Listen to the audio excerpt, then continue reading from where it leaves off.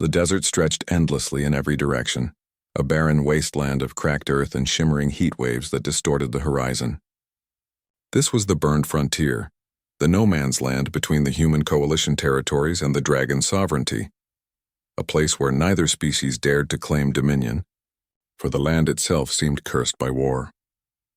Ronan trudged through the sand, his boots leaving shallow impressions that the wind immediately began to erase. His uniform, once the proud gray and blue of the Coalition's 7th Mechanized Infantry, was now little more than tattered cloth stained with dust and dried blood. The battle had been 3 days ago, or was it 4? Time blurred in the desert. His unit had been ambushed by a dragon strike force, and he'd been separated during the retreat. Now he walked alone, rationing the last precious drops of water in his canteen. The war between humans and dragons had raged for 17 years. It had started over mining rights on the mineral-rich moons of Theta Centauri, and had escalated into a galactic conflict that consumed entire star systems. Dragons, with their ancient pride and devastating fire breath, had considered humans nothing more than upstart mammals playing with technology they barely understood. Humans, scrappy and stubborn, had refused to bow. Ronan had lost count of how many dragons he'd killed. It was just what soldiers did. The enemy was the enemy. He crested a dune and froze. Below, huddled against a boulder that provided a sliver of shade, was a small figure. At first, Ronan thought it might be a coalition scout, but as his eyes adjusted, he saw the telltale shimmer of scales, bronze and gold, catching the dying light of the twin suns. A dragon, a young one. His hand instinctively moved to the plasma pistol at his hip. One shot, that's all it would take. The dragon hadn't noticed him yet, but something made Ronan pause. The dragon was small, barely the size of a human child. Its wings were folded tightly against its back, and its head rested on its forelegs. Even from this distance, Ronan could see the creature trembling. Not from cold, nothing could be cold in this hell, but from weakness. Ronan's training screamed at him to eliminate the threat. Dragon children grew into dragon warriors. But his conscience, that stubborn human thing that had survived 17 years of war, whispered something different. He approached slowly, his boots crunching on gravel. The dragon's head snapped up, golden eyes wide with terror. It tried to stand but stumbled, too weak to rise. Its forked tongue flicked out, tasting the air, and a small whimper escaped its throat, a sound no proud dragon would ever willingly make. "Easy," Ronan said, though he had no idea if the creature understood human speech. Many of the elder dragons did, but children, he couldn't be sure.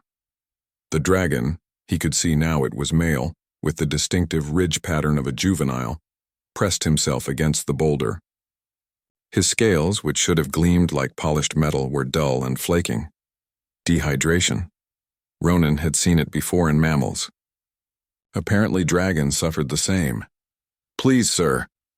The dragon rasped in surprisingly clear galactic common, his voice barely above a whisper. Just one sip of water. Ronan's hand tightened on his canteen. This was his water. His lifeline. He had maybe 2 days' worth left if he rationed carefully. 3 if he pushed himself to the brink. Giving water to a dragon, even a dying one, violated every survival instinct he possessed. The dragon's eyes followed the canteen with desperate hunger. "Please," Kyle whispered again. "Just one sip." Ronan unscrewed the cap slowly. The dragon's nostrils flared at the scent of water, and he leaned forward unconsciously, hope flickering in those ancient golden eyes. Then Ronan did something that would have gotten him court-martialed if any of his superiors had witnessed it. He knelt beside the dragon and held out the entire canteen. "Here," he said simply. Kale stared at the offering, confusion mixing with his desperation. I only asked for one sip, sir." "I know what you asked for, kid." Ronan pushed the canteen closer. "Take it." With trembling claws, Kyle accepted the canteen and drank. Not in the desperate, gulping manner Ronan expected, but in careful, measured sips. The dragon drank perhaps a third of the canteen's contents before stopping and holding it back out to Ronan. "You need the rest," Kale said softly. "You're far from your people, too." Ronan found himself smiling, an expression that felt foreign after so many days of survival. "Smart kid. What's your name?" "Kale, of the Bronze Spine clan." The dragon straightened slightly, some pride returning to his bearing. "I was separated from my flight during a storm. My wing. He extended his left wing and Ronan saw the torn membrane, the injury that had grounded him. Ronan, 7th Mechanized Infantry. He took the canteen back and drank sparingly. My unit got hit. I'm the only one who made it out. They sat in silence for a moment, human and dragon, enemies by decree of governments light years away, both dying slowly in the same merciless desert. Why? Kyle asked finally. Why give me your water? We're at war. I'm supposed to be your enemy. Ronan looked at the young dragon, really looked at him. Not as a target or a threat, but as a frightened child far from home. He thought of his own nephew Marcus, who was about the same age. He thought of all the years of killing, of following orders, of hatred that had been fed to him like rations. Because you asked, Ronan said. Because you're a kid, because he paused, searching for the right words. Because maybe that's what makes us human. We see someone suffering and we help. Even when it's stupid, even when it might cost us everything. Kale's eyes glistened, not with tears, for dragons didn't cry, but with something deeper. Understanding, perhaps, or hope. My clan teaches that humans are cruel, Kale said slowly, that you have no honor, that you take and destroy without thought. And my people teach that dragons are monsters, Ronan replied, that you're proud and merciless, that you'd burn the galaxy before admitting you were wrong.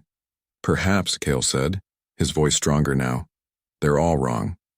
Ronan chuckled, a dry sound. Yeah, kid, maybe they are. As the suns dipped below the horizon and the desert night began its rapid descent, Ronan and Kale shared the remaining water, split exactly in half. They talked about families and homes, about dreams that existed before the war. Ronan learned that Kale wanted to be a scholar, not a warrior. Kale learned that Ronan had been a teacher before the coalition drafted him. Neither knew if they would survive to see rescue. Neither knew if this brief moment of connection would mean anything in the vast machinery of war. But in that desert, under alien stars, a human and a dragon proved something that generals and politicians had long forgotten. That kindness required no treaty, that mercy needed no permission, and that sometimes the most revolutionary act in a time of war was simply giving a thirsty child a drink of water.